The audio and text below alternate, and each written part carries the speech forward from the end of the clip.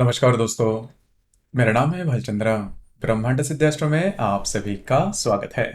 आज के इस वीडियो में हम चर्चा करेंगे कन्या राशि का दिसंबर 2022 का संपूर्ण राशिफल। कैसे होंगे ग्रह योग, कैसे होंगे ग्रहों के राशांतर और वो आपके राशि पर किस प्रकार से प्रभाव करने वाले हैं। कौन से निर्णय आपको लेने हैं, कौन से निर्णय आपको डालने हैं, आपके जीवन का ऐसा कौन सा क्षेत्र है कि जो कि सबसे ज्यादा कंपित होने वाला है। सभी के बारे में डिटेल में चर्चा इस वीडियो में हम करने वाले हैं।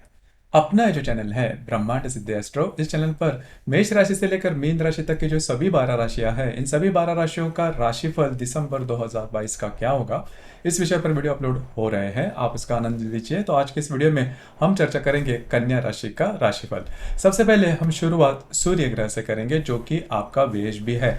अब ये जो सूर्य ग्रह है, ये सूर्य ग्रह आपके तृतीय भाव में भ्रमण कर रहा है और दिनांक 17 तारीख के बाद यह जो सूर्य है वो आपके चतुर्थ भाव में भ्रमण करेगा। तो यहाँ पर आपने देखा होगा कि पिछले करीबन 10-12 दिनों में आपकी भाग दौड़ थोड़ी ज्यादा हो रही है। डॉक्यूमेंटेशन की कोई बात है, किसी भी प्रकार के जो प्रॉब्लम है उसके संदर्भ में थोड़ी दौड़ धूप थोड़ी ज्यादा हो रही है, थोड़े से ज्यादा एग्जॉस्ट हो रहे हो। लेकिन 17-18 तारीख के बाद का जो समय है उसमें काफी अच्छी जो बातें हैं वो देखी जाएगी। मतलब ये जो दौड़ धूप है वो काफी मायनों में कम होती हुई नजर आएंगे। वैसे भी देखा जाए तो आपकी जो राशि है वो फिजिकल स्ट्रेंथ पर ज्यादा यकीन नहीं करती, जल्दी से थक जाती है। मतलब फिजिकल स्ट्रेंथ आपकी राशि में थोड़ी कम है, लेकिन बौद्धिक जो बात है वो बहुत ही अच्छी है। तो यहाँ पर मतलब 17-18 तारीख के बाद का जो समय है उसमें आपके घर के लिए कुछ नई खरीदारी वगैरह आप कर सकते हो, तो ये बात काफ़ी अच्छी देखी जाएगी। उसी प्रकार अगर आपको नया घर लेना है, बेचना है, तो उसके बारे में भी 17-18 तारीख के बाद का जो समय है वो आपके लिए शुभ फलदायी साबित होगा। इसके बाद हम चर्चा करेंगे मंगल ग्रह के बारे में। अब ये जो मंगल ग्रह है, ये मंगल ग्रह आपके राशि का नंबर 1 का शत्रु ग्रह है, क्योंकि आपके राशि का स्वामी जो बुध है और ये जो मंगल है वो नैसर्गिक शत्रु ग्रह है। अब ये जो मंगल है वो वक्री भी हो चुका है, जो कि आपके भाग्य भाव में है, और इस महीने संपूर्ण महीने में ये जो मंगल है वो वक्री रहेगा आपके भाग्य भाव में। अब यहाँ पर सबसे पहली और महत्वपूर्ण बात, इस संपूर्ण महीने में, हालांकि जो मार्गस्थ हो जाएगा जनवरी के 14 तारीख के बाद, लेकिन इस महीने में संपूर्ण महीने में ये जो मंगल है वो वक्री रहेगा आपके भाग्य भाव में। तो यहाँ पर एक जो महत्वपूर्ण बात है वो आपको ध्यान देनी होगी संपूर्ण महीने में, वो है किसी भी प्रकार के महत्वपूर्ण निर्णय, छोटे हो या बड़े, इस महीने में बिल्कुल भी नहीं लेना, क्योंकि आपके जो अंदाज है वो पूरी तरह से चूक सकते हैं। ध्यान रखिए। उसी प्रकार अगर आपको कोई लॉन्ग ड्राइव पर जाना है, बड़ा कोई ट्रैवलिंग वगैरह करनी है, तो भी आपको स्वयं के स्वास्थ्य के बारे में ध्यान देना बहुत ही ज्यादा आवश्यक होगा। खास करके जो गृहिणी वर्ग है उनके लिए मैं यही कहना चाहूंगा कि उनके जो इन लॉज होंगे उनके साथ भी छोटी मोटी बातों को लेकर दिक्कतें आ सकती है। उसी प्रकार आपके जो माँ रहेगी, माँ होगी, उनके स्वास्थ्य के बारे में भी आपको थोड़ा ध्यान देना होगा। तो कुल मिला के देखा जाए तो ये मंगल का जो वक्री होना है आपके भाग्य भाव में वो थोड़ा सा आपको प्रॉब्लम में ला सकता है। उसी प्रकार डॉक्यूमेंटेशन की कोई अगर बात है तो इन दिनों में, इस संपूर्ण महीने में कमिटमेंट डॉक्यूमेंटेशन या फिर इस प्रकार की जो बातें हैं वो बिल्कुल भी नहीं करना। आप बुरी तरह से फंस सकते हो। आपको स्वास्थ्य के बारे में प्रॉब्लम, कॉम्प्लिकेशंस काफी ज्यादा आ सकते हैं। तो ध्यान रखिए, इन चीजों पर ध्यान रखना काफी ज्यादा आवश्यक होगा। इसके बाद हम चर्चा करेंगे बुध ग्रह के बारे में। अब ये जो बुध ग्रह है, ये बुध ग्रह आपके राशि का स्वामी भी है, जो कि आपके तृतीय भाव में भ्रमण कर रहा है। दिनांक 4 तारीख के बाद आपके चतुर्थ भाव में आ जाएगा और दिनांक 28 तारीख के बाद ये आपके पंचम भाव में आएगा। तो ये जो बुध है का भ्रमण है वो आपके लिए बहुत ही ज्यादा शुभ फलदायी साबित होगा। जैसे कि मैंने रवि ग्रह के बारे में कहा था कि आपकी दौड़ धूप ज्यादा होगी, तो वही बात बुध ग्रह के बारे में भी देखी जा रही है। तो इस वजह से इस महीने आप थोड़ा घर पर रहना पसंद करोगे, आराम करना पसंद करोगे, और वह आराम आपको मिलेगा भी। घर के बारे में नई सोच आ सकती है, जैसे मैंने कहा इसके पहले भी कि नया घर लेना या फिर रिनोवेट करना, इस प्रकार की जो बातें हो सकती है। घर के जो लोग हैं उनके साथ भी आपकी जो इंटरेक्शन है वो बहुत ही अच्छी देखी जाएगी। तो कुल मिला के देखा जाए तो ये जो बुध का जो भ्रमण है, जो कि आपके चतुर्थ भाव में होगा, आपके लिए शुभ फलदायी साबित होगा। इसके बाद हम चर्चा करेंगे गुरु ग्रह के बारे में। अब ये जो गुरु ग्रह है, ये गुरु ग्रह आपका चतुर्देश भी है, आपका सप्तमेश भी है, जो कि आपके सप्तम भाव में भ्रमण कर रहा है। हालांकि पिछले करीबन 3-3.5 महीने से ये वक्री था और नवंबर के करीबन 23 से 24 तारीख के बाद ये मार्गस्थ होने जा रहा है।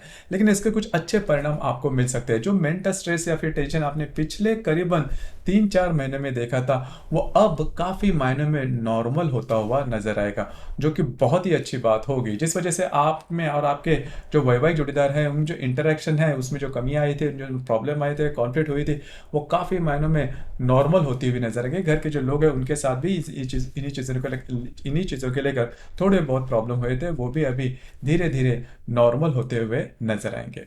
इसके बाद हम चर्चा करेंगे शुक्र ग्रह के बारे में। अब ये जो शुक्र ग्रह है ये आपका भाग्येश भी है और धनेश भी है, जो कि आपके तृतीय भाव में भ्रमण कर रहा है। और दिनांक 6 तारीख के बाद ये आपके चतुर्थ भाव में भ्रमण करेगा। 30 तारीख के बाद ये आपके पंचम भाव में भ्रमण करेगा। तो 6 तारीख से लेकर करीबन 30 तारीख तक का जो समय है वो आपके चतुर्थ भाव में भ्रमण करेगा।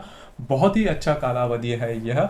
इसमें आपको कुछ अच्छे लाभ वगैरह मिल सकते हैं, घूमना फिरना ज़्यादा हो सकता है। घर के जो लोग हैं उनके लिए उनकी जो मांगे है वो आपकी पूरी करनी पड़ सकती है। घर में कुछ नई वस्तु जो कि लेविश लाइफस्टाइल से लेकर जुड़ी हुई जो वस्तु है वो आप कर सकते हो। उसी प्रकार नया घर लेना, नए घर के बारे में सोचना, रिनोवेशन के बारे में सोचना, इस प्रकार की बातें हो सकती है। कहीं बाहर घूमना फिरना भी हो सकता है। तो ये जो शुक्र का भ्रमण है वो आपके लिए खासा अच्छा देखा जाएगा। और जैसा आप चाहते हो उसी प्रकार से जो बातें हैं घर के मामले में आपके साथ होते जाएगी। घर में अगर किसी प्रकार का कलह है, किसी व्यक्ति के साथ आपकी नहीं जम रही, तो इस महीने में ये जो सभी बातें हैं वो नॉर्मल होती हुई नजर आएगी, जो कि काफी अच्छी बात होगी।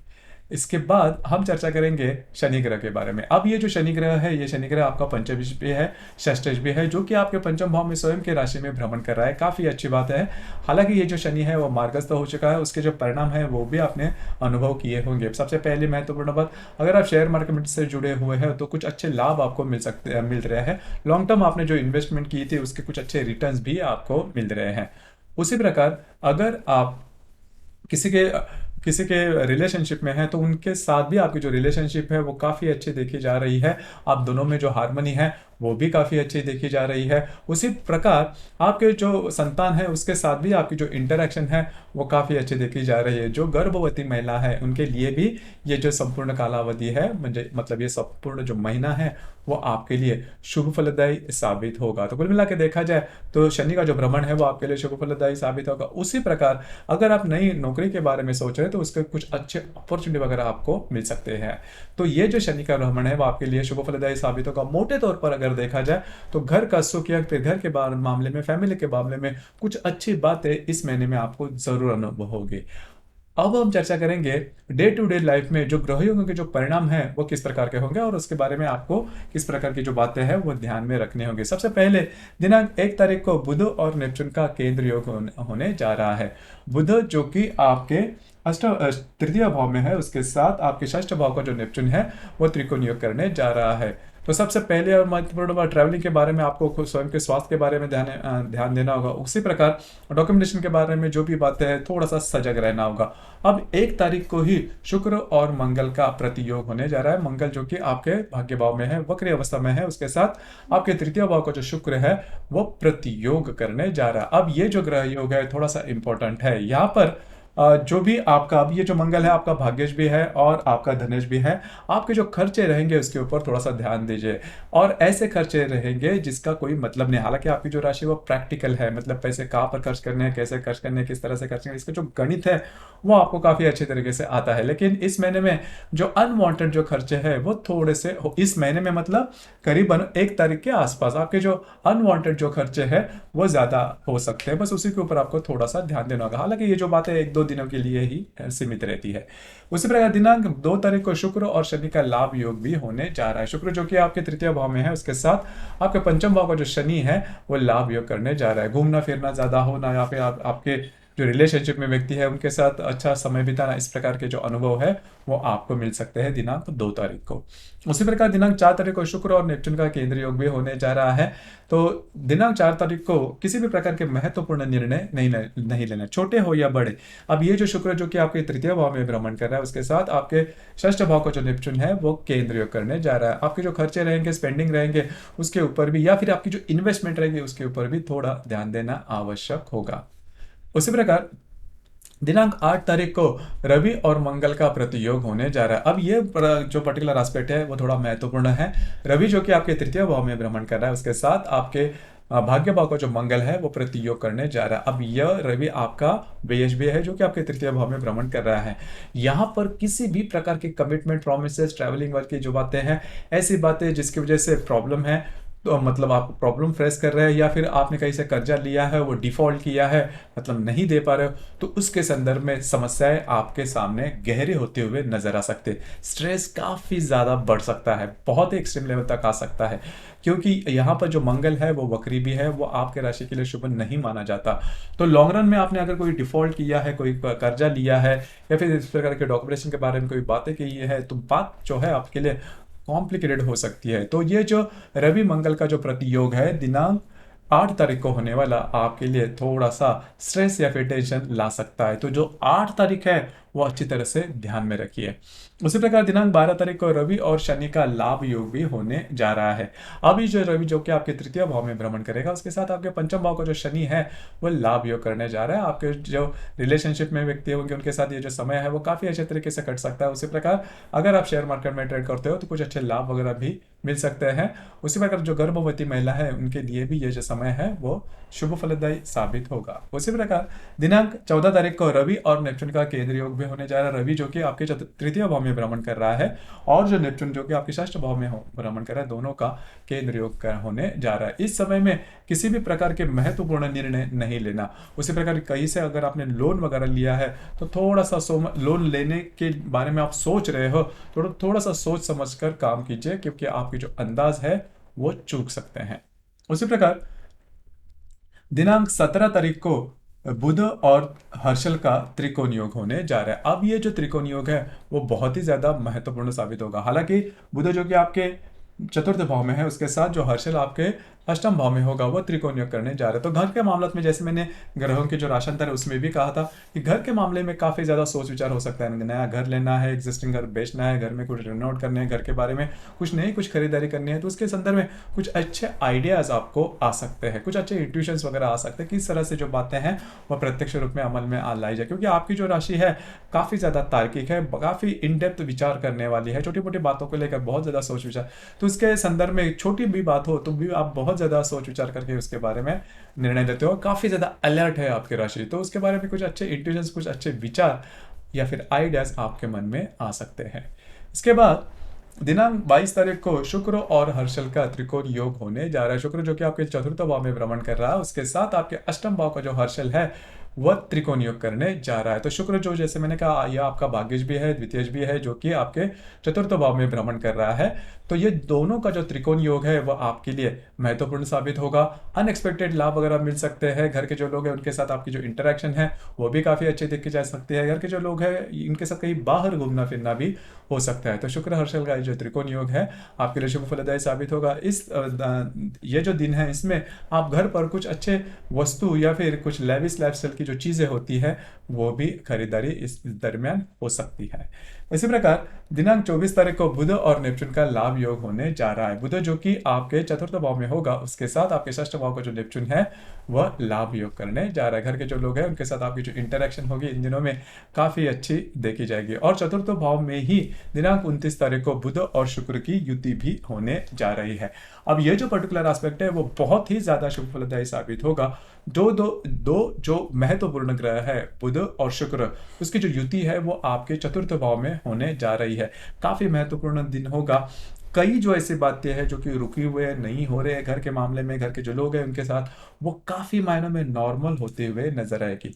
तो बुध और शुक्र का जो युति योग है आपके षष्ठ भाव, आपके चतुर्थ भाव में, ये आपके लिए काफी ज्यादा शुभ फलदायी साबित होगा। तो कुल मिला के देखा जाए तो आपके लिए इस संपूर्ण महीने में जो महत्वपूर्ण गतिविधियां रहेंगी, जो महत्वपूर्ण जो बातें होंगी, वो मोस्टली आपके घर से रिलेटेड होगी, घर के जो लोग हैं उनके साथ रिलेटेड होगी, जो कि काफी अच्छी बात होगी। और कई मायनों में आपके स्वास्थ्य के मामले में हो या फिर आपके रिलेशनशिप के मामले में जो बातें हैं वो नॉर्मल होती हुई नजर आएगी। खास करके आपकी जो रिलेशनशिप का मामला है, मतलब वैवाहिक जोड़ीदार के साथ जो इंटरेक्शन है वो काफी मायने में मजबूत होती हुई नजर आएगी। तो उस लिहाज से देखा जाए तो ये जो ग्रह का भ्रमण है, राशांतर है या फिर जो ग्रह योग है वो आपके लिए शुभ फलदायी साबित होंगे। उसी प्रकार इस महीने की जो पूर्णिमा है वो 6 तारीख को आने वाली है, या फिर इस महीने की जो अमावस है वो 23 तारीख को है। पूर्णिमा 8 तारीख को है। जो अमावस है वो 23 तारीख को है। पूर्णिमा और अमावस के दिन रविचंद्र का जो आकर्षण होता है पृथ्वी के प्रति, वो काफी ज्यादा पाया जाता है। इस वजह से किसी भी प्रकार के महत्वपूर्ण निर्णय इस महीने में इन दिनों में बिल्कुल भी नहीं लेना, विवादों में भी नहीं जाना। स्वास्थ्य के बारे में थोड़ा ध्यान रखना आवश्यक है। खास करके धनु राशि में जो अमावस होने जा रही है, तो उसमें आपके मतलब 23 तारीख को, तो आपके घर के जो लोग होंगे उनके स्वास्थ्य के बारे में थोड़ा ध्यान रखना आवश्यक होगा। तो दोस्तों, ये था कन्या राशि का दिसंबर 2022 का संपूर्ण राशिफल। आपको ये राशिफल कैसे लगा, आपने किस प्रकार से अनुभव किया, नीचे कमेंट बॉक्स में जरूर कमेंट करना। और अपना जो चैनल है ब्रह्मांड सिद्धि एस्ट्रो, इसे भी लाइक शेयर और सब्सक्राइब जरूर करें। धन्यवाद।